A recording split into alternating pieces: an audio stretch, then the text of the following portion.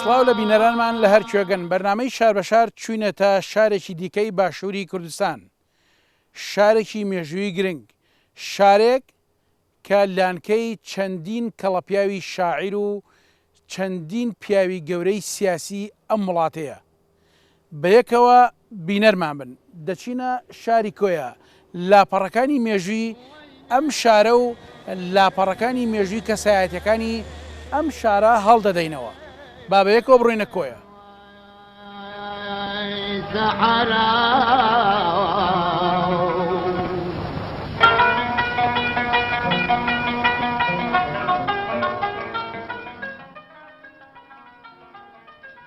کۆیەکێکە لە شارە دێرینەکانی کوردستان و بە شارستانێت و شوێنەواری کۆن بەناوبانگە. لەو شارە کوردستانیانەیە کە ڕۆڵی خۆی لە بوارەکانی فکری و سیاسی و ئابووری دابینیوە. چەندین کەسایەتی لێهاتووی لێ لەدایک بووە کە لە کوردستاندا ناو و ناوبانجیان دەرکردووە. لەوانە حاجی قادری کۆی و مەلا محەممەدی جەلیزادە و چەندانی تر. ئەمە جگەلەوەی ئەو شارە بەهۆی پێگەی جوگرافیایی و تایبەتمەندی تۆپۆگرافیەکەی هەردەم کلیلی دەواازەیەکی استراتیژی بۆ سەر ڕێگەی کاروانە بازرگانەکان بوو و کاریگەری لەسەر هەست و بیر و هۆشی دانیشتوانەکەی بە درێژایی مێژوو بەجێشتووە. هەل لەبەرم هۆکارانە هەمیشە گۆڕەپانی ململانێ و زۆرانبازی هێزەداگیرکەرەکانی خۆناغەم مێژوویە جاجاکان بووە. ئەم شارە خاوەنی کللتورێکی شارستانی مرۆڤایەتیە، مەڵبەندی چەندین ئاینی سەردەمی کۆن بووە. کۆیە ڕۆڵی مێژووی خۆی دەبینێ لە ڕێگەی بە دیارکەوتنی ژمارەیەکی بەرچاو لە شاعیر و ڕووناکبیر و سەرکردە کە مەودای کاریگەریان لە سنووری کۆیە تێپەڕاندووە. لەو ماوەیەدا ژمارەیەک کۆمەڵە و پارتی سیاسی لە کوردستان دامەزران کە زۆربیان هەڵگری بیری نەتەوەی بوون و لەنێو ئەو پارتانەدا ژمارەیەکی بەرچاوی سەرکردەکانی خەڵکی کۆیە بوون و ڕۆڵی کاران لە بەرەو پێشتوونی بزوتنەوەی ڕزگاری خوازی کورد لەو قۆناغەدا جێڕاوە. خەڵکی ئەم شارە و دەوروبەری هەمیشە ڕۆڵی بەرچاویان لە بەشداریکردنی کاریگەرانە لە مەسەلە چارە نووسازەکاندا بینیوە، هەروەک ژمارەیەک لە کەسایەتیەکانیان بەشداری ڕاستەوخۆیان لە کۆماری ماباددا کردووە.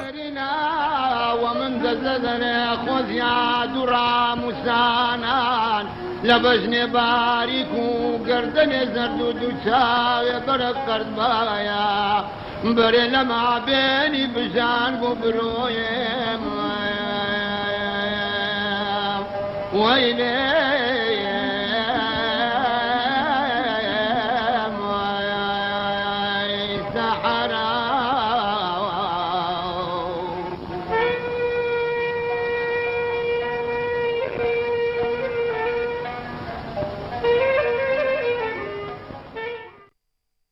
کۆیە دەکەوێتە باشووری کوردستان و دەکەوێتە باکووری ڕۆژهەڵاتی عێراق. لە نێوان هەرسێ پارێزگای هەولێر، کەرکووک، سلێمانیە. لە ڕووی کارگێڕیەوە سەر بە پارێزگای هەولێرە 75 کیلۆمەتر کەوتووەتە ڕۆژهەڵاتیەوە. سنووری کارگێڕی کۆیە بریتیە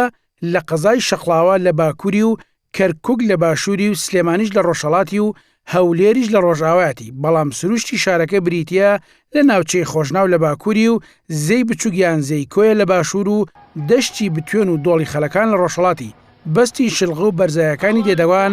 لە ڕۆژئاواتی. خاکەی زیاتر لە گردی بەردین و لم پێگاتۆ و چیاکانی ڕوتەن و دارستانی کەمە. بەرزی ڕووی شارەکە 625 مەترە و قشڵەی کۆیە 647 مەترە و چیای باوەجی 1260 مەترە و حیب بە سوڵتان 1092 مەتر لە ئاسی ڕووی دەریاوە بەرزە. هەر بۆیە ئەم ناوچەیە ساڵانە نزیکی 700 میلیمەتر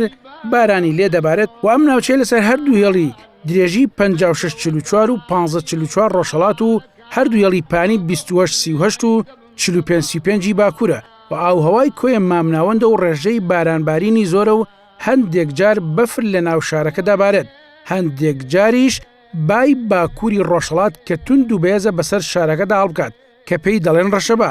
دیاردەی ڕەشەبا لە کۆیە با و پێکاتەی لە سلێمانی دەچێت و بەڵام گردەکانی کۆیە بەرزترن و بای ڕۆژهەڵاتی بەهێزتر و گەرمترە.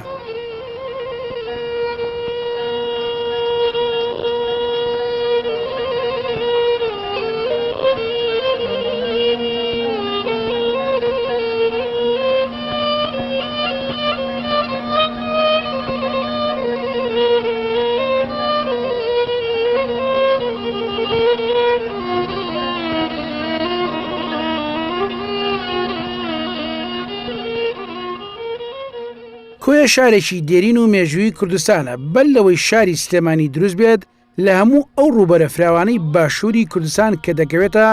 ڕۆژهەڵاتی هەولێر و کەرکووک و ڕۆژئاوای مەهاباد و سنەت تاکە یەک ئاوایی کۆن هەبوو بێت لە شار بچێت کۆیە بووە. ناوچەی کۆیە لە چاقە کۆنەکاندا بنکەی فەرمانڕەوایی ژیارینەتەوەیەکی ئاری بۆ و بە ناوی گۆتی لە دەوروبەری زەیکۆیە دەژیان و کوردەکانی ئەمڕۆ بەشێکن لەوان. کۆیەکێک لە کۆنترین قەزاکانی عێراق و کوردستانە و مێژووی بنیانانی دەگەڕێتەوە بۆ ساڵی 1970 زانی. ئەم قەزایە لەو ماوە درێژەی تەمەنیدا 52 قایمقامی بەڕێکردو و هەریەکەیان بە پێی تایبەتمەندی خۆی و بیرکردنەوەکەی بە جۆرێک حکمی ئەم شارەی کردووە. لە ساڵی 1970 کۆیە کرایە ناحێ و خەریک بوو دواتریش بکرێتەوە گوند و زەمینەی تێکدانی پۆلبارکرا بوو تا ڕاپەڕین ئەو نەخشەیە سەرنگوم کرا.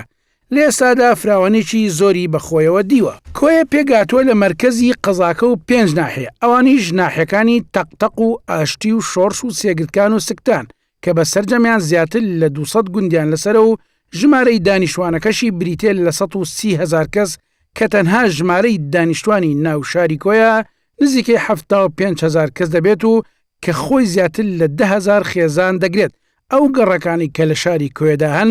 بریتین لە 36 گەڕک. کۆنترین گەڕەکیش گەڕەکی بایز ئاغایە. ڕوبەری زەوی گشتی لە سنوورەکەدا بریتیە لە 614,699 دۆنم بە سەرجەم ناحێ و گوندەکانی کۆیەوە 11,758 جوتیاریانەیە. زەوی شیاویش بۆ کشت و کاڵکردن 227,387 دۆنمە و 27,256 دۆنم زەوی بەراویشانەیە لەگەڵ 159,947 دۆنم پشتا و واتە دەیمیانەیە. ئەمە جگە لە ڕەز و باخەکانیان هەل لە سنووری کۆیەدا 64 پرۆژەی پەلەوەر هەیە.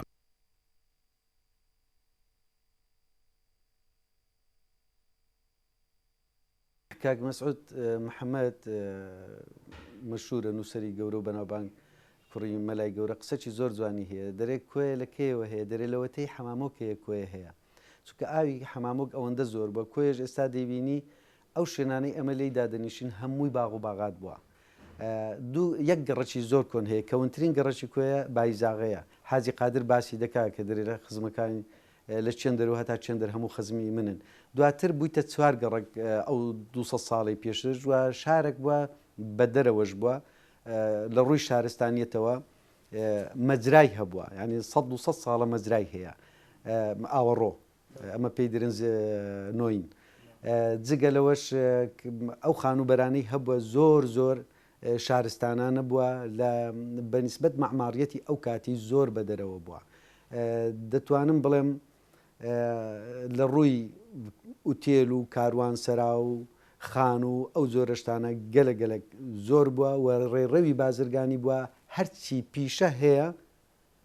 هەبووە لەو شارەی. جگە لەوەش گەرماویشی زۆر لێ بووە. گەرماو هەم دیاردەیەکی شارستانی بووە، هەم لە ڕووی خێراتیشەوە شتەشی خەیری بووە کە دانراوە ئەو سەردەما. قەزابوونی کۆیە ئێستالیستەکمان لە پشتەوە هەیە. ئەگەر ئەو برادەرە پێشانی بدا دەتوانی بکەێت دوو قۆناغ. قۆناغی سەردەمی عوسمانی ناوەکان هەیە نەنووسرایە لەبەروەی قادربێک پاشا نووسرایە، مەسەرەن ئەحمەد ئەوە نووسرایە، ناوەکان سولاسی نییە. کە شۆڕشی شێخ مەحموود بووە. شێخ مەحموود یەکەم قایمقامی ناردیە لۆکۆیە، شێخ عوسمانی سەرگەڵوو، بەڵام چەند مانجێک ماوەتەوە هەر قەزا بووە و جگە لەوەی لە فترەیەک هەولێرش تابیعی کۆیە بووە، فترەکە معەنە و دیارە. ینی پێ کاتێک کۆیە تەنها کوردی لێ نەژوەیە، کلدانیشی لێژیە هەتا ئێستاش بە بەردەوامی و بە ئەو کاتە نسبەتەکە زیاتریش بووە و جوولەکەی لێژیە زۆرن هەتا ئێستاکەش لە ئیسرائیل پەیوەندیان لەگەر ئەو خزمانیان هەیە کە لێرە ماونەوە بوونەتە ئیسلام و زۆر جاریش لە تەلەڤیزیۆنەکان دەیان بینین کە قسە دەکەن دەرێن خەڵکی کۆینە. جگە لەوانیش یەزیدیش هەبووە لێرە، بەڵام ئەوان کەم بوونەوە و نەماون. جوولەکەش ڕۆیشتن خۆتان دەزان بەهۆی ئەو سیاستەوە، بەڵام کلدان هەتا ئێستا کلدان و کوردەکان مسلمان بووینە و کلدەکانیش ئەوە بووینە مەسیحی بووین.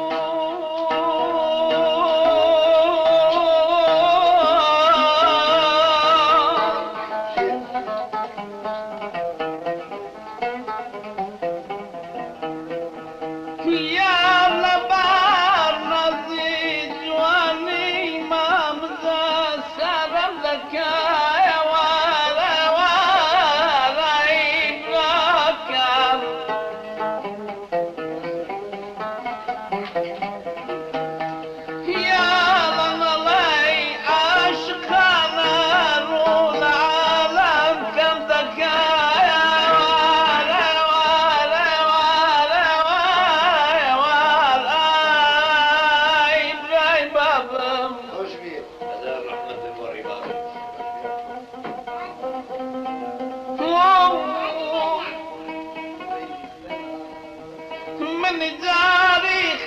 هجراني قلب ظليم السيانك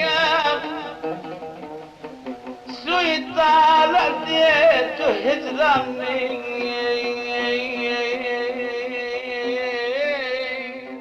ئەگەرچی کۆیەکێکە لە شارە دێرینەکانی کوردستان هەرچەندە مێژووی کۆنی شارەکە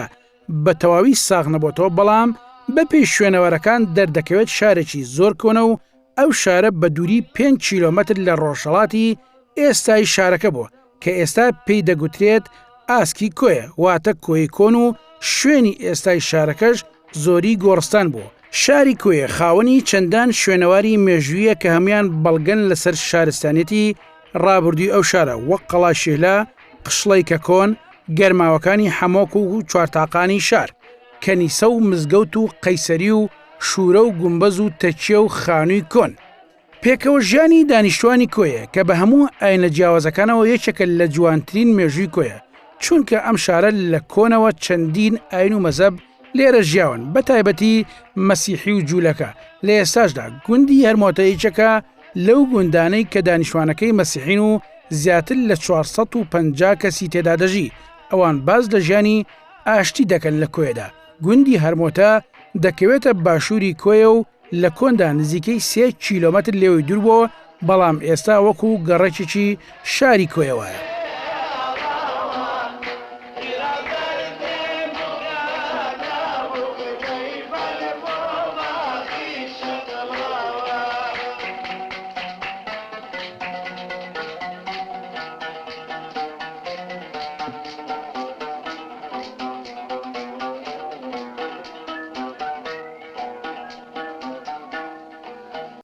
طبعا شاری کۆیەکە لە شارە دێرینەکانی کوردستان کە بە درێژایی مێژوو سێچوار ئاینی تێدا بۆ تێدا ژیاون لەوانە جوولەکەی لێبووە مسلمان مەسیحی و ئێزیدیشی لێبووە تا بەر لە 200 ساڵ ئێزیدیەکانیش لە کۆیە هەبووین و چەند ناوچەیەک و گوندێکیان هەبووە. دیارە لە دوای ساڵانی 1950کانەوە جوولەکەکان لێرە نەماون ڕاگوێزراون بۆ فەڵەستین و بۆ شوێنانە بەڵام مەسیحەکان بە درێژایی مێژوو لەگەربرا مسلمانەکانیان لێرە ماونەتەوە و ژیاون. پەیوەندی پێکەوە ژیانیشان ئێمە کەلتورێکی هاوبەش کۆی کردنێتەوە مێژوێکی هاوبەشمان هەیە ڕەنگە باسی مەسیحێکی سویدی بکەیان مەسیحێکی ئەمریکی با ئاینەکەش یەک ئاینبی جیاوازە لەگەڵ ئێمە هەز دەکەین هەمان ڕەگ و خوێن و ئێسقان و هەمان شتینیانی هەمان خوێنین کە لە ناو زەرگەی ئەو کۆمەلگایە ئەو نەتەوەیە هەڵقوڵاوین و بەشێکین لەو نەتەوەیە. مەسیحەکان بەشداری هەموو کایە مەعریفەکانیان کردووە لە هەموو بارەکان بەشدار بووین. گەر باسی شۆڕشەکان بکەین لە سەرجەم شۆڕشەکانی کورد مەسیحەکانی کۆیە و هەرمۆتە بەشدار بووینەوە کۆمەڵی شەهید زیاتر لە 20 شەهیدمان داوە. ئەگە باسی لایەنی مەعریفی بکەین لە بواری نووسین لە بواری میوزیک لەوانەش دیسان دەبینین کەسێکی وەکو مامۆستا باکووری کە ساڵی 1957 توانیوێتی تیپی باوازی کۆیەدا بمەزرێنێت و چەندان کەسی تر لەو شارە هەڵکەوتون. واتە ئێمە پێکەوە ژیاوین و مێژوێکی جوانیشمان هەبووە لە پێکەوە ژیان. هەر لە کۆندا لە دیوەخانی ئەمیناغای ئەختەر لە شوێنەکانی تریش دەبینین مەسیحی مسلمان هەمیشە پێکەوە بووین و هیچ کێشەیەکی لەو شێوەمان نەبووە. ئەو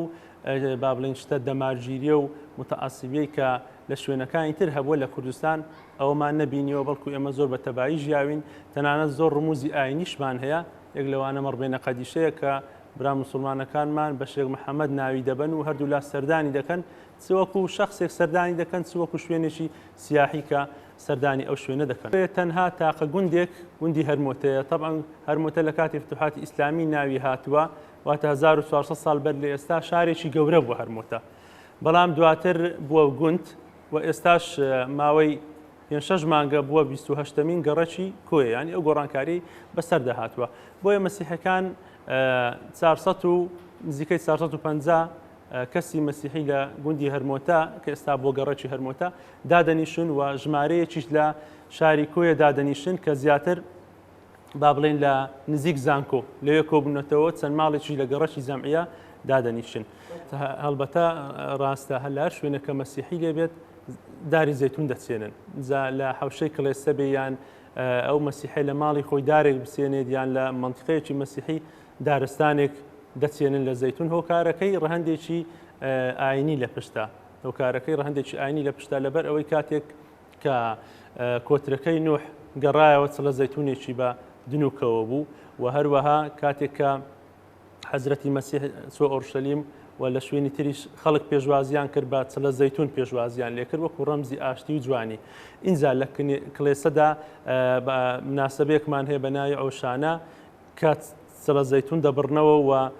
نوێژی لەسەر دەکرێت تەقدیس دەکرێت وەکو بەرەکەت هەر کەسەی چڵە زەیتونێک یان خێزانەی چڵە زەیتونێک دەباتەوە ماڵەوە لەناو کڵێسەشدا دوو جۆرە ڕۆنمان هەیە ڕۆنی زەیتون ڕۆنێکیان هەیە ڕۆنی تەعمید واتە کاتێک مناڵێک لەدایک دەبێت لە ئاو هەڵدەچێشرێ هەندێک لەو ڕۆنە قەشە لە نێوچەوانی دەدا جۆرە ڕۆنێکتمان هەیە ڕۆنی با بڵێن ئەو کەسێک کە نەخۆش دەکەوێت قەشە هەندێک لەو ڕۆنە لە نێوچەوانی دەدا تەقدیسی دەکا ئەگەر لەو ڕۆنەی لێ دابێت دەکرێت کفن و با بڵێن نەشی شۆن لە کاتی مردن ئەوە شتێکی ئاساییە و لە کۆندا با بڵێن کارەبا نەبووە چرا ئەو چرایی کە هەبوو بە ڕۆنی گەنەگەرچەک و بە ڕۆنی زەیتون بەکاریان هێناوە ئەم کۆمەڵە هۆکارە وای کردو هەمیشە مەسیحەکان پێویستیان بە هەم چڵە زەیتونەکان هەبێ هەم بە ڕۆن هەبێ کە دروستی دەکەین بە تایبەتی لە بۆ تەعمید زۆر پێویستیان پێیتی.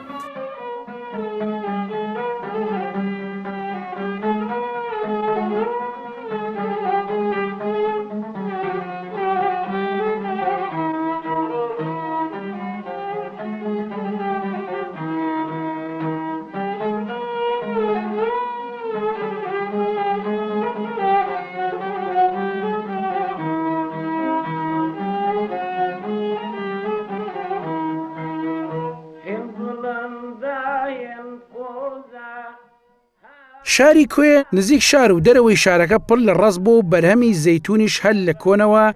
لە کۆیە باەخی پێدراوە جگە لە گۆڕستانەکانی دەروێش خدر کە کۆن عەرەبیان هەواوان و جوولەکان دروستبوونە لەباری بازرگانی شارەکە پێگەی بازرگانی شارەکە پێگەی بازرگانی نێوان شارەکانی کەرکووک و ڕەواندز و شنە و مەهاباد لەلایەک و مووسڵ و هەولێر و سەردەش و بۆکان لەلایەکی تر بووە لە خەڵکی شارەکەش وەستاکاری ئاسنگەری دارتاش زێڕنگەر کڵاشچن لباتساز جۆڵایی کورتاندوریان تێداڵکەوتووە لەباری ئاینیدا بنەماڵەی جەلیزادا کە چەند سەدەیەک لە کوێ دەژین خزمەتی زۆری ئاینی ئیسلامیان کردو و هەمیشە خاوەنی حوجرە و فەقیان و مزگەوت و مۆڵەتدانی مەلایەتی بوونە و سەدان مەلا لەسەر ئەوان مۆڵەتی مەلایەتیان وەرگرتووە لە بابەت شعر و ئەدیباتەوە شارێکی مێژووی دەوڵەمەندە بە شاعیرانی وەکو حاجی قادر کەیفی جوانڕۆ خادیم ئەوداڵ ئاسی جەلیزادە ئەختەر دڵدار شارەزا و زۆری تریش سەبارەت بە هونەریش لە ساڵی 1930دا یەکەم شانۆگەری بەناوی کچی کوردستان لە قوتابخانەی کۆی سنجاق پێشکەشکرا و ئێساش تیپی شانۆی کۆیە و کۆمەڵی هونەرە جوانەکان لە کۆیەدا هەن چالاکیان هەیە و سەبارەت بە شوێنە ئاینەکان کۆیەیەکێکە لەو شارانەی مزگەوتی زۆری تێدایە و لە ئێساشدا لە 36 مزگەوت زیاتری هەیە.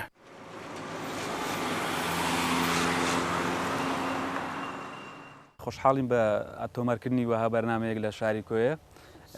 شاری کۆیە ئەگەر لە لارە مێژوەکەی و بڕوانین یەکێکە لە شارە دێرینەکانی کوردستان. شاری دێرینی کوردستان بە مانای وشە دێرین یعنی خەسڵەت و سیفات و تایبەتمەندیەکانی شارستانی بوونی ئەو شارە ئەوە دەسەلمێنی لە ئێستادا کە شوێنپەیان ماوە جێگایان ماوە ئاساریان ماوە نیشانەی بەڵگەی مێژووی تەواوی ئەوەن کە کۆیە لە ڕەوتی شارستانیەتدا شوێن و پێگەی گرنگی هەیە کۆیە ئەگەر ئەمە بگەڕێنەوە سەر مێژووە کۆنەکەی بەشێک لەوانە دەیگەڕێنەوە سەردەمی ئیرخانیەکان بەشێک لەوانە دەیگەڕێنەوە سەردەمانی پێش ئیرخانیەکانی سەردەمانێکی هەزارەی دووەمی پێشزایین یعنی مێژوێکی دێرین ئەو مێژوەی کە هاوشانی شارە دێرینەکانی دیکەی ناوچەکەیە بیزاد لە هەموو سەرچاوە مێژوویە کۆنەکانیشدا بە تایبەتی مەسەلەن مامۆستا تاها باقر ئەوانەی کە لە ئاسار و توراسی عێراقی قەدیم و ناوچەی ڕۆژهەڵاتی ناوەڕاستی قەدیم و شارستانیەتی قەدیمی ناوچەکەیان کۆڵیتەوە کۆیە کە شوێنێکی گرتووە لەو سەرچاوەش ئاساریە کۆنانە ئاماژەی پێکراوە مێژوەکەی دەگەڕێتەوە بۆ سەردەمانێکی زۆر زوو واتە هەر لە سەردەمانی بەرەبەیانی مێژووە لەو ناوچەیە لەگەڵ سەرهەڵدانی ژیان لەگەڵ بوونی ژیان لەو ناوچانەدا ژیانیش ئەگەری زۆرە لەو ناوچەیەدا بوونی هەبی. شێخانەکان وەکو ئەسڵی خەڵکی ناوچەکە لەبەرەوەی ئەوانە ئێزیدی بووینە و لەژێر فشار و هەڕەشەی میر محەممەد کە بە موسڵمان بووینە و وەکو هۆزی شێخان ماینەوە، بەڵام دواتر لەژێر هەڕەشەکانی خەڵکانی دوژمنایەتی ناوچەکە بەدام و دەشتی کۆیەدا پەرد بووینە. مەسەڵەن ئەو ڕۆکە دەبینین گوندەکانی وەکوی لەنجاغ و گوندەکانی دیکەی دەشتی کۆیە ئەوانە هەمووی خەڵکانی هۆزی شێخانن، بەڵام لە ئەسڵدا دانیشتوانە ڕەسەنەکەی کۆیە بوون. لە سەدەی 90ەوە دوو جارێک دیکە گۆڕانی دیکەی تۆبۆگرافی ڕوویدایە، هاتنە خوارەوەی هۆزە کوردەکانی ناوچەکانی ڕۆژهەڵاتی کوردستان بۆ ناوچەکانی پشتدەر و بەوێ بۆ بتوێن و لەوێ هاتنە خوارەوەیان هەتاوە کنیشتە جێبوونیان لە کۆیە، وەکو بنەماڵەکانی حەوێزی، بنەماڵەکانی غەفوری، ئەوان ئەگە بگەڕێنەوە بۆ مێژوو دەگەڕێنەوە بۆ سەدەی 90 کە هاتوون بۆ کۆیە. بەڵام لەبەرەوەی خەڵکانی ئاغاوات و دەسەڵاتدار و خاوەن چەکدار و دەوڵەمەند و بەهێز بووینە، توانیویانە لە ناوچەکەدا پێگەی ئابووری کۆمەڵایەتی خۆیان بەهێز بکەن. هەڵکەوتەی ناوچەکە و بوونی بەردەوامی کتێبخانەی کۆن، مامۆستا و مەلای بەناوبانگ لەو ناوچەیە و بڵاوکردنەوەی بیر و هۆشی نەتەوایەتی بە تایبەتی خاوەنی وەکو حاجی قادر، ئەوانە و کاریگەری شعرەکانی حاجی قادر لەسەر خەڵکانی وەکو مەلای گەورە و لە دوای مەلای گەورەش دائیمەن جیلێک لە ناوچەکە پەیدا بووە، گەنجانێک پەیدا بوون کە هەمیشە هەستی کوردایەتی و هەستی نەتەوایەتیانە لا گەڵاڵە بووە. بۆ نمونە ئێمە ئەگەر بە مێژووی پارت و ڕێکخراوە کوردەکاندا بڕۆینەوە، ئەگەر دارکەر وەکو یەکەمین ڕێکخراوی کوردی ڕێکخراو سیر بکەین، دەبینن دڵداری شاعیر دامەزرێنەر و بەرپرسی یەکەمی دارکەر بووە کە لە کەرکووک دامەزراوە، دواتر بوو بە هیوە. و بێجگەلەوە لە دوای جەنجی یەکەمی جیهانی کە بەشەفیەکان لە رووسیا دەسەڵاتیان گرتە دەست یەکێتی سۆڤێت، ئەوە قەیسەری ڕووس ڕووخا و یەکێتی سۆڤێت دامەزرا، دەبینین هاوشێوەی ئەو گۆڕانکاریە کە ئەو شتێکی زۆر گرینگە، کۆمەڵە گەنجانێکی خەڵکی کۆیە کە لەو کاتدا لە ئاگاداریان هەبووە و یاخود بە دیل یاخود بە هەر شتێک داهاتونەوە گەڕانی ناوچەکە گروپی بەشەفیان لە کۆیە دامەزراندیە. و بێجگەلەوە ئەگە بڕۆین ئەمە لە بیستەکاندا تێپەڕین، دەبینین لە هەموو ئەو پارت و شۆڕش، پارتی ڕزگاری، ئەوانەی کە لە عێراقدا لەسەر بیری چەپ و بیری مارکسیەت دروست بووینە، خەڵکانی کۆی و کۆیاکانی تێدا بووە لە بەڕێوەبەری و لە دەستەی بەڕێوەبەری یاخود لە کادیرە چالاکەکانی ئەوانە. دواتر دەگاتە پارتی دیموکراتی کوردستانی عێراق و دوای ئەوەش دەبینین لە پارچەکانی دیکەش کۆیەکان ڕۆڵی بەرچاویان هەبووە. ئێمە گەتەن تەمەشا بکە مەسەلەن لە ناو بیر و باوەڕە چەپە مارکسیە شوعیەکان، ئەگەر پێش پارتی دیموکراتی کوردستانی عێراق ئەوانە تەمەشا بکەی مەسەلەن فاتح ڕەسوول یەکێکە لەو کەساتیە شوعیانەی لە ناوچەکە ڕۆڵی هەبووە. و دواتر دەبینین یەک لەو کادیرە چالاک و بزێوانەی ناوچەکە کە مامزەلا تاڵەبانیە خەڵکی ناوچەکە و خەڵکی کۆیە و لە کۆیە گەورە بۆ و گەشەی کردبووە و پێگەیوە هەتاوە گەیشتە لووتکە و سەرۆک کۆماری عێراق، ئەو ژێکێکە لەو کەسایەتیانە دیکە و چەندین کەسایەتی دیکەی کە خەڵکی کۆیان ڕۆڵیان جێراوە لە پارت و ڕێکخراوە کوردیەکان لە ڕۆڵ جێڕان لە سەرخستنی بزوتنەوەی ئازادی خوازی کوردی. لە کۆیە سەرجەم فەرمانگە حکومیەکانی تێدایە کە بریتین لە 65 فەرمانگە. لە بواری خوێندندا لە ساڵی 1975دا یەکەم کتێبخانەی گشتی لە کۆیە کرایە و ئێستا بینایەکی گەورە هەیە، لە ئێساشدا زیاتر لە 4 کتێبخانەی گەورەی تێدایە. سەبارەت بە خوێندنی قوتابخانە لە ساڵی 1920دا یەکەم قوتابخانە بەناوی قوتابخانەی ئولای کۆی سنجاق لە کۆیە کرایەوە، لە ئێساشدا لە سنووری قەزای کۆیە 220 خوێندنگا و باخچەی ساوانی تێدایە کە 34,000 قوتابی و خوێندکاریانەیە و 4830 مامۆستا و فەرمانبەریشانەیە. وەکو ناوشاری کۆیش 8 باخچەی ساوان و 23 قوتابخانە و 11 خوێندنگا و 3 پەیمانگا و 36 مزگەوت و 1 نەخۆشخانە و 3 بنکەی تەندروستی و 1 کەنیسەی تایە. بە کۆی نەخۆشخانەکانیش 132 پزیشک و 295 کارمەندی تەندروستی و 378 فەرمانبەری هەیە. زانکۆی کۆیش لە 10 کۆلێژ پێکدێت لەم شارەدا کە ژمارەی خوێندکارەکانیان بریتیە لە 4953 کەس و 2545 کوڕن و 2408 خوێندکاریشیان کچن و 479 مامۆستاشیان هەیە. لە ڕووی خوێندنی زانستی خاوەنی زانکۆی خوێتی لە ساڵی 2023 لەسەر پێشنیاری خەڵکی شارەکە و بە هیمەتی مامجەلال دامەزا و پەیمانگای تەکنیکی کۆیش لە ساڵی 1997 کراوەتەوە و پەیمانگای هونەرە جوانەکانش لە ساڵی 2001دا کراوەتەوە. هەروەک دەیان ڕێکخراوی دیموکراتی و جەماوەریش لە شارەکەدا هەن و شارەکە لە چەندین ڕۆ لە گەشە سندن و بەردەوامدایە. ئەو بنەماڵانەی کویان ئاوادا کردووە لە ڕەسەلەکدا هیچیان کۆی نەبوون. مەسەڵەن بۆ نمونە غەفووریەکان لە دیوی ئێرانی هاتوون نەوەکانی قەڵای دمدمن حەوێزەکان خەڵکی کۆی نەبوون، سەیدەکانی بە بەرزنجەی ئەوانش خەڵکی کۆی نەبوون هاتوون و هەروەها جەلیزادەکانیش بە ئەسڵیان خەڵکی جزیر و بۆتانەوە هاتوون. بەڵام بۆ هاتەوەی پرسیار لەوە بکەین بۆ هاتوون بۆ کوێ ئەوانە بۆ هاتوون بۆ کوێ کوێ شار بوو، یعنی ئێمە مێژوو لە بەردەستمانە مێژوو نووسرا و پێش 300 ساڵ کۆیە شار بووە و ئەو گەریدانەی هاتوون پێش 200 ساڵ گەریدەیەکی بریتانی هاتووە باسی لەوە دەکاتن کەوا کۆیە نمونەی شار بوو ئەو کەلوپەلی کە لە بازار بووە لە هەموو شوێنی کەلوپەلی شێدایە کە لە جیهاندا ئەو کاتە هەبوو. کەواتە ئەو بنەماڵێنی کە هاتوون بۆ کۆیە بۆەوە هاتوون یەکەم لە کۆی حواونەوە دومیش بۆ کاسبی هاتوون، یان دەتوانین وایان بشوپێنین بەو کۆمپیانەی وەبەرهێنان کە دێن بۆ شوێنێک کاری وەبەرهێنان دەکەن. پێش ئەم بنەماڵانە چیە؟ باش کوێ خۆش شار بە چێ بۆ بەڵێ خۆ کوێ هەر شار بۆ خەڵکی لێ بۆ بەڵام باسی ئەو بنەماڵانە بکەین کە ئێستا بڵێن لە کۆیەکەوە بەناوبانگن وەکو وتمان غەفووریەکان، حەوێزیەکان، جەلیزادەکان، بەرزنجەکان و خەڵکی کۆیت بێگومان خەڵکی لێ بووە لەبەرەوەی وەکو وتم کۆیە لەبەرەوەی شار بووە خەڵک لە هەموو لایەکەوە ڕوتێ کردووە جاوای بۆ کاسبی هاتووە ئەوەی بۆ هونەر و ئەدەب هاتووە مەسەڵەن بۆ نمونە هونەرمەندەکان زۆربەی زۆریان لە دیوی ئێران و لە مکریانەوە هاتوون. کۆی لەبەرەوەی شار بۆ تر قوتابخانەی ئاینی هێزگار زۆر بوو، هەرچەند قوتابخانەی ڕسمیش حکومی لە کۆتایی سەدەی 19 کراوەتەوە لە زمانی عوسمانی. ئەوانە بۆتە هۆکارێک چەندین فەقێ و مەلا بێنە کۆی و لە کۆیە خوێندن تەواو بکەن وەکو زانکۆیەکی ینی ئەولیات ئەوە لە ڕووی برین خوێندنەوە لە ڕووی کەسابەتیەوە کۆیە ناوەندێک بۆ لە مابینی کوردستانی ڕۆژهەڵات و هەروەها بۆ بەغدا و بۆ بەغدا و بۆ باشووری عێراق لێرەوە ناوەندەکە بۆ لێرەوە ئاڵە گۆرەکە کراوە لە تەختەقەوە کە من وای دادەنێم کە یەکەمین بەندەری کوردستان بە لە کوردستانی باشوور لەوێەوە بەکەڵە کە تا بەسرا شل لە ڕۆیشتوە هەموو شتەکان دەهاتن بۆ کۆیە مەکۆی ئەو کەلوپەلە ئەوانە بوون کە لەو سەردەمانە هەبوون لێوەوە دەچوو بۆ شارەکانی دیکە. حەز دەکەم ئەوە بزانین لە ڕووی ئاینەوە کۆی یەکەمی شوێنە لە کوردستانی باشوور کە ناوەندی چاکسازی ئاینی بووە لە سەردەستی کاچی جەلی و مەلا ئاوڵا و دوایی مەلای گەورەش و هەروەها کۆی ناوەندێک بووە بۆ بەبەرەکانی دژی کۆنەپەرست کە حاجی قادر و غیری حاجی قادر دژی کۆنەپەرستان خەباتیان کردو لە شارەکانی حاجی قادریش دیارە ئەوەش بۆ مای ئەوەی کەوا لە کۆێنە مینە نتوانی بحەوێتەوە.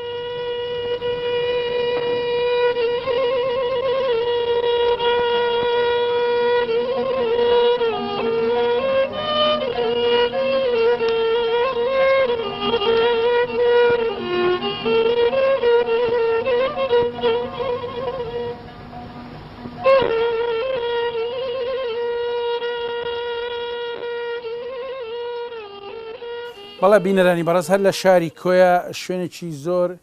گرنگ و مێژووی هەیە ئەویش قشڵەیەواتە قڵایەک لێرە دروست کراوە لێرە پێڵم قشڵی کۆیە ئەم شوێنە دەوڵەتی عوسمانی کاتی خۆی کاتون ئەم ناوچانیان داگیر کردو شوێنە بەرزایەکانیان بۆ خۆیان کۆنتترۆل کردو و قەڵای گەورە گەوریان لێ دروست کردو لێرە ئەم قشڵەیە بە شێوەیەک دروستکراوە زۆر تۆکمەیە دیارە شوێنێکی زۆر سەربازی گرنگە دیوارەکانی زیاتر لە مەترونی و پانترە لەوانە 2 مەتر هەبێت ینی شوێنێکی سەربازی زۆر گرنگ بووە ئەوەی کەی بینین ئێستا ئێمە پیشانتان دەدەین ینی بەجددی ینی شوێنێکی ترسناکیش بووە لەم شوێنەدا لێرە شوێنەگەی لێرە پێڵەن لێرە خەڵکی کۆی پێڵەن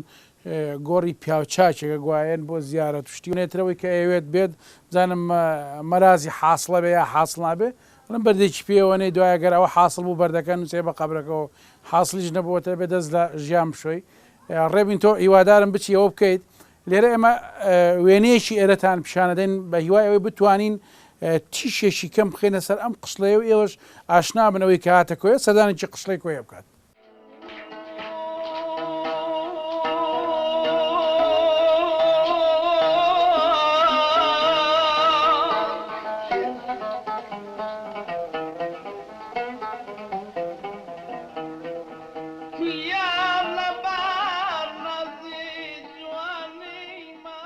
ئەم ئەم قشڵەیە دەکەوێتە ناو سنتەری شارۆچکەی کۆیە بەلای ڕۆژ ئاوایدا لەسەر بەرزایە گردێکی پان کە ڕوبەری لە 2400 متر چوارگۆشە زیاترە ڕووی دەرەوەی لە شێوەی قەڵا دروستکرا و لە هەر چوارلادا قوڵەی شەڕ و بەرگری بۆ دانراوە لە هەندێک شوێن بینایەکە دوونەهۆمە لە بەشێکی مۆزەخانەی کۆیەدانرا و لەلایەکی تر گەلەری هونەری هەیە لە سەردەمی عوسمانیەکاندا دروستکراوە.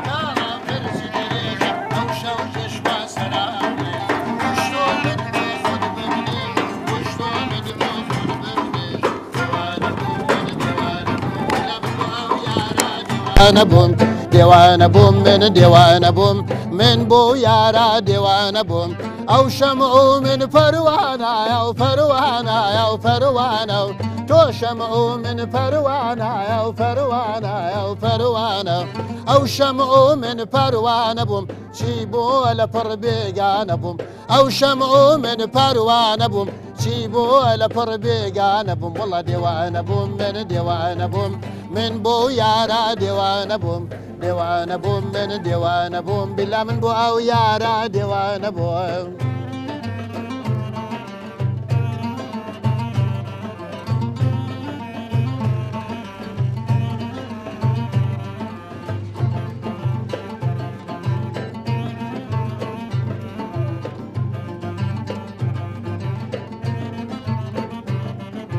هرواد رواد لي بورا قواري آلتون لجي شور هرواد لي بورا قواري آلتون لجي شور تخدا جواني دل ما قورا وعما جواني دل ما قورا ديوان بوم من ديوان بوم من بو يارا ديوان بوم ديوان بوم من ديوان بوم بلا من بو أو يارا ديوان بوم أو شمعو من فروانا يا فروانا يا فروانا تو شمعو من فروانا يا فروانا فروانا أو شمعو من فروانا بو أمشي بو على فربيقانا بو أو شمعو من فروانا بو أمشي بو على فربيقانا بو والله ديوان بو من ديوان بو من بو يارا ديوان بو ديوان بو من ديوان بو بلا من بو أو يارا ديوان بو وەک لە پێشدا ئاماژەمان پێکرد کۆیە لەسەر جەم بوارەکاندا پێشەنگ بووە هوەریش بە دەرنیە لەو بوارانە لە ساڵی 1950 یەکەم تیپی مۆسیقا لەو شارەدا دادەمەزرێت بە ناوی تیپی مۆسیقای باوەجی کێشەکە لە تیپە ڕەسەنەکانی کوردستان و چەندین بەرهەمی جوانیان لە بواری گۆرانیدا پێشکەش کردووە. دروستبوونی تیپ مۆسیقای باوازی لە سەرەتاوە بیرۆکە مامۆستا باکووری لە یەک لە قوتابخانەکانی کوێ مامۆستای وانەی ئینگلیزی بوو کۆمەڵک خوێنکاری هینا وەکو مامۆستا سەردار و ئەوانە کە یەکەم کەس و ئالەتی مۆسیقای هینا و لە قوتابخانەی جودایکردنەوە تیپەچی گچکەی دروست کرد بە ناوی تیپ مۆسیقای باواجی. دوایی تا ساڵی 1950 لە دوای 59 مامۆستا باکووری بۆ خۆی ڕۆیشت لە بەز ئەو تیپە هەر بەردەوام بوو یعنی کار و ئەوەیان تەمرینیان دەکرد چەند مناسبەی نەورۆز و ئەوانە بەشداریان کرد لە ساڵی 1962 مامۆستا زایر محەممەد لەگەر مامۆستا وریا و مامۆستا سەردار و مامۆستا ئەنوەر تاهیر و کە دەستەی دامەزرێنەری ئەو تیپەنە هەستان بە ئەوەی کە مۆڵەتێکی ڕەسمی لە بۆ ئەو تیپەی وەگرن کە لە ساڵی 1972 مۆڵەتی ڕسمی تیپ مۆسیقای باوازی کۆیە لەلایەن حکوومەتەوە درا. ژەکان زۆرن گۆرانبێژەکان یەک لەوانە کاک ئیبراهیم سابیرە کە لە ساڵی تقریبان 76ەوە گۆرانی لەگەر باوازی وتیە گۆرانی بێژەکانمان زۆر بوون. مامۆستا تاهیر تۆفیق وەکو ئەندامی باوازی ئەندامی باوازی نەبووە بەڵام زۆر لە ئەندامەکانی باوازی مۆسیقییان لەگەر لێداوە لە بۆ نمونە مامۆستا سەردار لەگەری بەشدار بووە لە ئاهەنگ و مامۆستا وریا ئەحمەد لە ئاهەنگەکان لەگەری بەشدار بووە ئەوواڵە یعنی بەس وەکو ئەندامی باوازی نەبووە. هەفتاکان کە خەڵک داهاتە باوازی بابەکان داهاتن کە کچەکانیان ببنە کۆرس لە باوازی یعنی وەکو واستەک داهاتن لای مامۆستایەکان داوایان لێ کچەکانیان بکەنە کۆرس لە باوازی باوازی شوێنێکی پیرۆز بووە ئێستا شەر پیرۆزە و لەسەر پیرۆزی خۆی ماوەتەوە لێ ئێستاکەش هەموو ئەو ئەندامانەی کە دێنە باواجی وەکو برێ دێنە شوێنێکی پیرۆز هەموو دەست و دامێن و دەمیان پاک و خاوێنە یعنی لۆیە خەڵکی زیاتر باواجی خۆش دەوێت لە بەرەوەی باواجی تا ئێستا خاوەنی شتی جوانە و احتیمام و کەلتور و احتیمای زیاتر بە مۆسیقا و کەلتورە کوردیەکان و فۆلکلۆری وەسەن و ئەوانەدایە. هەروە دەڕواژی لانشیلان بۆ خۆی ئێکە و دۆستی چلان هەروە دەڕواژی لانشیلان گوڵ بۆ خۆی ئێکە دۆستی چلان بەقامەکەن بەکچاتیوە بەقامەکەن بەکچاتیوە دێوانە بووم من دێوانە بووم من بوو یارە دێوانە بووم دێوانە بووم من دێوانە بۆیەوەم بۆ ئەو یارە دێوانە بوو. هونەر لە شاری کۆیە مێژوێکی زۆر کۆنی هەیە بە حکمی ئەوەی کە لە کۆیش کاتی خۆی دیوەخانی ئەختەر یەکێک بۆ لەو دیوەخانانێک کە شوێنی پێگەیاندنی مەقام بێژان و گۆرانی بێژان بووە لەو سەردەمەوە ئیتر تا ئێستا کە هێناوێتی کۆیە بە شاری مەقام و گۆرانی توانیوێتی لە سنووری کۆیە دەرچێ بە تەواوی کوردستان بگرێتەوە بۆ نمونەگەر باسی مامە سێوە بکەین کە یەکێکە لە مەقامە بێژەهرە ڕەسەنەکان و بەناوبانگەکانی کوردستان یاخود بین باسی تایر تۆفیق بکەین. بێگومان لە دوای ئەوانە گۆرانی بێژی سەردەمی گەنجیشمان زۆرە ئێستا بە حکمی ئەو مێژووە باگراوندە هونەریەی کە هەی بۆ کۆیە هونەر بەردەوام بووە هەتا ئێستاش ڕێچکەی خۆی بەرنەدا و بەردەوامە. لە نێو غوباری عالەم تاکە ئەم شۆخە بە بێباچی بە قەیدی سەرکەشی مەشهور و مەغرورە بە سەفاچی دڵا گەر تۆ نەترساوی چیاوە مات و غەم ناچی لە مەیدانی مەلاحەتدا سوارێک هات بە چالاکی تەماشای دۆڵبەری منکان سوپا سالاری خوبانە تەماشای دۆڵبەری منکان سوپا سالاری خوبانە. چاک بخشێنەوە بەڕابردووی هونەری کوردی لە کۆیەدا بەڕاستی لە ساڵەکانی پەنجاکانەوە هونەری کوردی لە کۆیەدا بە تایبەتی بەشی میوزیک لە کۆیە بەڕاستی پەرەی سندۆ خەڵک بە شێوەیەکی بەرچاو کارەکانی بینیوە. هەر ئەمەش وای کرد و ڕنگدانەوەی هەوو بەسەر هەموو گەنجەکانی کۆیەدا بەردەوام کەوا لەسەر ئەم کارە بەردەوام بن و خولیا و ئارەزووی هونەری موزیکیان هەبێت. ئێستاش ئەمە کە لێرەدا دەبینی بەش سنتەری ساڵاکی گەنجانی کۆیە لە سەرەتای دروست بوونیەوە یەکەم بەشی کردنەوەی سنتەرەکە کردنەوەی بەشی میوزیک بوو. لە ساڵی 2002 ئەم سنتەرە کراوەتەوە بەردەوام خولی موزیکی بەڕێوە چووە بەردەوام گەنجێک یەکجار زۆر سەردانی بەشی میوزیک دەکات. ئێمەش کە ئەم بەشە کە بەڕێوە دەبین لەلایەن سەر مامۆستایکی پسپۆر و شارەزا لە بوارەکاندا بە شێوەی ئەکادیمی پراکتیکی مەسەلەن خولەکان دەوترێنەوە. بۆیە هەموو کاران ژوای کردو ئەو گەنجانە بەردەوام لەگەڵ خولەکانی بەشی میوزیک.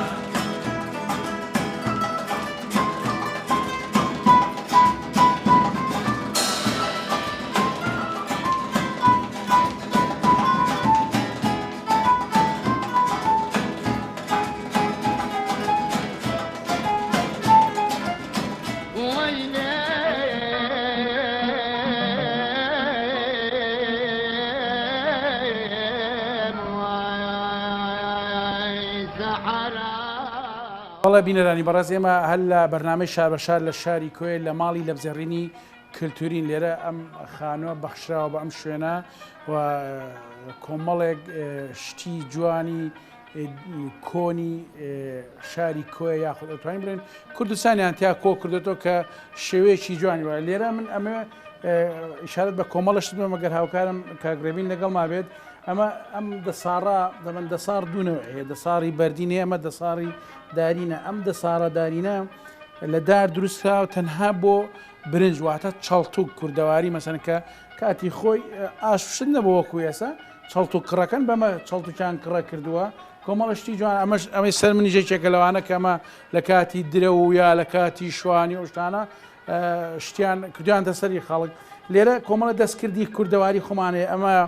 مێکوتە بۆ کۆمەڵەشت بە کاراتوە ئەمە یەکێکە لەوانی کە وەکو با بڵێن تەشت و شت بە کاراتوە ئەمەش ڕێبینجان بینەرانی بەڕست ئەمە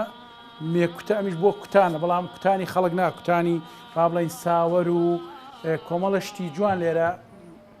ئەم جۆلانەش لێرەمە جۆرانێکی داری نەشتێکی زۆر نایە بووە بەتەچی دە و کاتە لەوانێ شتێکی گرنگ بووێ بۆ کوردەواریە بۆ ماڵەکان احتیممالی شێ لە ماڵە دەوڵەمانەکان شتێکی ویان بەکارهێنابێ شتێکی کەگەر هاوکارم کاگرێبین ئەمە لێرە شتێکی زۆر سەرنجڕاکێشە خاتونەکان واتە ئەو کەسانی کە زۆر زەنجیل و زۆر دەوڵەمەند بوون کاتێک کە چوون بۆ حەمام کەنیزیەشان لەگەڵا بواتە هەر کەسێک کەنیزیە چییە بووە لفکە و سابوونی کردوتناو ئەمەوە هەڵی گرتو بۆی بردووە بۆ حەمام لەمە ئەمە بۆ ئەو خاتونانە کە وەکو ئەرزمکردن بۆ کە چوون بۆ حەمام خەڵکە دەوڵەمەنەکان لێرە کۆمەڵە شتیکە گرنگ هەیە ئەوەی کە هەیە زۆربەتان بینیتانە من لێرە پێشەوەی بچمە سەر ئەوە ئەمە دەستکەوانە هەر یەکە بۆ شتێک بەکار هاتووە هەر یەکە جۆرێکە مەسە من نەوعێکەمانە نەوەکانیان جێ ئەمە دەستشۆرە دەستشۆرەوەش مەسینەکەیەتی با بڵێن ینی چۆنە بەو شێوەیە ئەوەی کە زۆر گرنگە لێرە ماڵە هەرە دەوڵەمانەکان سیرکە بۆ بریانی بۆ برنج و بریانی لەسەری بەم شێوەیە بووە ئەمە لەسەر تەوەن ئەو کاتە غازوشن نەبووە لەسەر غازوشن نەبوو بۆ ئاگر ئەمە ئامادەکرا و بەم شێوەیە دروستکراوە بریانەکەی لەسەر بووە شتێکە زۆر ینی ئەم دروستکردنی ئەم خانە بەڕاستی کۆمەڵی خەڵکی شاری کۆیە هەڵساون بە دروستکردنیە بە کۆکردنەوەی ئەم شتانە لەم خانوانە ئەم خانوانە لەلایەن عەتیقانەوە بەخشراوە بە ئەم شوێنە کە خۆیان مڵکی خۆیانە و بنەماڵێکی دەوڵەمەنی ئەم شارە بوون چوار خانوانە بۆ ئەم خانوانە لێرە پێشتری دکتۆرەکانی شاری کۆیە لەم خانوانە بە بەلاژ وەکو تێلوشت بووە بە بەلاش ماونەتەوتیا ئەمەش بەخشراوەیان بەڕاستی ئەمە جێگای دەستخۆشیەکە هەموو شار و شارچکێک بەم شێوازە هەوڵبا بۆ ئەوی کە ئەو شتانی خۆی کە لە کۆندا بەکار هاتووە کۆی بکەنەوە بۆ ئەوەی کە هەم خەڵک وەکو شتێک یەت سەیری بکات کاگرێبین ئەگەر کامێرەکە بێتە سەر ئەمە دەستکردی خاتونەکانی شاری کۆیا با بڵێن ژنە کوردەکانی ئێمە کە دەگمەن هەیە کەسێک ئێستا ژنانی ئێستا تااقەتی بێ بەم شێمەگەل لە شێوەک لە پەیمانگاکان یا لە شوێنەکان یا ئەمە بەڕێی پێڵێن ئەمە بەڕێی پێڵێن ئەو هەموو نەخش و نیگارەکە کۆمەڵشتی هیوادارم کاگرێبین بە چاوی کامێرەکەی تەرکیزکە دەسەر شتە جوانەکان کە پیشانی بینەرانی بەڕێزی بین لەوەی کە خەڵکان لە پێشدا چەند گرنگ بوون چۆن کاریان کردووە چەند گرنگیان بە ئیشی دەستی خۆیانداوە لێرە کۆمەڵی وێنەی جوان لەم مینا هەیە هەر ئافرەتێک هەر خاتونێک گەیەوێت شتێکمان ئەلەمە بۆ بچنی ئێستا ئەلێ لەم شوێنە من بەنای ئەوانە قساکەم بێ بە باشترین پارە لێکردن بزانین کەسێ توانای بەشتیشی وا دروستکە بەڵێ کاگرێبین ئەگەر بتانی وێنەکان بە گشتی بگازیتەوە بۆ بینەران بۆی بتوانن شتەکان بە جوانی ببینن شتێکی جوانە جێگای دەستخۆشی لێسادا کۆیەکێکە لەو شارانەی کە وەک دانیشتوانەکەی دەڵێن پشت جۆخراوە چونکە وەکو خۆیان دەڵێن هەموو ئەو بەرهەمانەی لە پێشدا لە بواری کشت و کاڵی و ڕزوباغدا هەیان بووە کەم بۆتەوە نەوتیش بۆتە جێگرەوەی بەرەمەکانیان و کۆیش بەگشتی بوونەتە موچەخۆر ئەوەی کە لێسادا کۆیەکانی نیگەران کردو ئەوەیە ئەو داهاتی نەوتەی لە سنوورەکەدا هەیە تەنها دووکەڵ و تەبوتۆزەکەی بۆ ئەوانە و هیچ سوودێکی لێ نابینن پیشتازێکی زۆر گرنگکە بووە کە گەج بووە زۆربەی زۆری خاچی کۆی خاکەکی گەچاویە ئەو ماوەشوێ لەوانەیە بەدەیان کوڕی گەچی دی بووە و لە کۆیەوە گەچەوە زۆر لە زۆر شوێنان و هەموو خانوەکانی کۆش بە پێچوانی شارەکانی دیکە کە قڕنەبە بە گەچ و بەرد بە کەچ و بەرد بوو ئەوەت ئەو دوای ئەوە لە هەر لە کۆیە گۆگردی زۆرە ئاوی معدنی زۆرە شوێنی گەشتیاری زۆرە دوای ئەوەش لەم دوایەوەش ئیتر نەوت گەورەترین ساڵی نەوت و بیرەکانی نەوتکەوە لە سنووری کۆی نەکەر لە شیواشۆکو لە دەشتی کۆیە و لە بنەباوی لەو لە سماقۆڵی و لە شوێنەکانی تر کە نەوت دۆزراوەتەوە ینی بۆ پێی ئامارەکان دەبی کۆی لەسەر دەریایەک لەسەر نەوت بێتن بەڵام بەداخەوە ئەویش لە باتیوی بتە دڵخۆشی و بوو بتە داهاتێک بۆ کۆیە جگە لە تەب و تۆزەکەی و جگە لە زیانەکانی کە ژینگەی لێپیسکردینەوە تا ئێستا خێرەشی ئۆتۆمان لێ نەبینیوە من خۆم ئێستا و قەنەعەتم بۆ پەیدا بۆ جاراوە نەبووم کەوە خۆم وەکو نووسەرێک ئەگەر وەگە بسمە دەرەوە لەوانەیە کەسایەتێکی ترم هەبێتی لەو شارە بەداخۆ چکە بوارەکان تەسک بۆتەوە غەدرەکان زۆر بۆ لەسەر ئەم شارە تا ئێستا کۆشکەی هونەریمان نییە مادەم لەوانەیە ناحەیە هەبێتن کۆشتی هونەری بۆ دروستکراوە یان قەزا هەبێ کە بە دەگمەن چالاشی لێ دەکرێت کۆشتی هونەری بۆ دروستکراوە بۆ ئێمە تا ئێستا دروست نەکراوە بە هەزار حاڵ بەردی بناغیان دانەوە تۆزەشیان کردەوە تەواو نەبووە تا ئێستا ئەوە وای لێ کردووە کەەوە خەڵک لەو شارە نەمینێتن ئێستا لەوانەیە بە خۆت دەگەر بپرسی دەزانی کەوا لە کۆیت هەفتانە چەندی چالاشی جۆرا جۆری کولتوری کەوا بەڕێوە دەچیتن ئێمە هەرگەر یادی شاعیرەکان و هونەرمەندەکانمان بکەینەوە دەبی هەموو هەفتان دەست بەکاربی هەر بۆ ئەوە جگەر بۆشتی تر ئەم دواکەوتنێ ئەم پژۆخستنە بۆ بە کورتی ئەم دواخستنەوە بەشۆتنە بەداخەوە دەرێم سەرکردەکانمان کە چەند زۆرن نەکووە دوو سەرۆک کۆمارمان هەیە جێگری سەرۆک وەزیران کاقوبا تاڵەوی کوڕی مامزەرەوی شەکوێ کاکۆ سەد خەڵکی وراتی کوێ ئەوی شەرکوی ئەت پێز ناکە بۆ بڵێم بەڵام بەداخەوە ئەوانە ڕۆڵەشی و ئۆتۆیان نەبینیوە بۆ ئەوەی شارەکە ینی تۆزی حەق ئەمە نامانەوێت بە کۆیاتی خۆیاتی بکەن و کارەشی وا بکەن کەەوە خەڵک ڕەخنەیان لێ بگری بەڵام دەبواە حەدی ئەدنا وا کارەشی وا بکەن کۆیە لە بیربی چاکەی کۆیە بدەنەوە جگەلەوە چەندین کەسی دیکەمان هەیە ئەمە هەر ئەزاوە کۆیەکەمان سەکردەکەمان دوکتۆر عوسمان دوکتۆر بەرهەمە ئیتر زۆرن ئەوانە ئەگەر ئەوانەش هەل لایەک لە کۆیە بکەنەوە دەتوانن کارێکی پێویستکەین بەڵام بەداخەوە کەم تەرخەمی وانم پێم وایە بەرپرس و سەرکردەکانمان لە کۆیە تۆراوە نازانم سەبەبەکەی چییە کۆیە درێغی نەکردووە لەو بارەوە سەرکردەکانی خۆشمان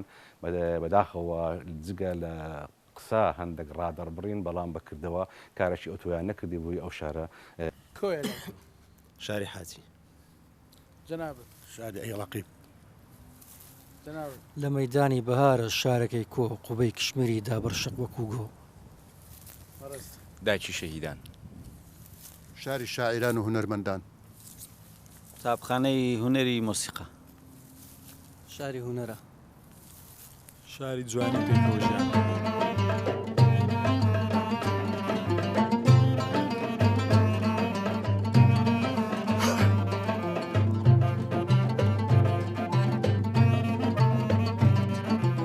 بەڵە بینەرانی بەڕێز لە شاری شاعیران شاری هونەرمەندان و هونەردۆستان شاری کەڵەپیاوان شاری قارەمانان شاری مەردەکان شاری کۆیە بەرنامەی شار بە شارمان کۆتایی پێنا تا شار و شارۆچکایەکی دیکە خوای گەورە یار و یاوەرتان بێ خواتان لەگەڵ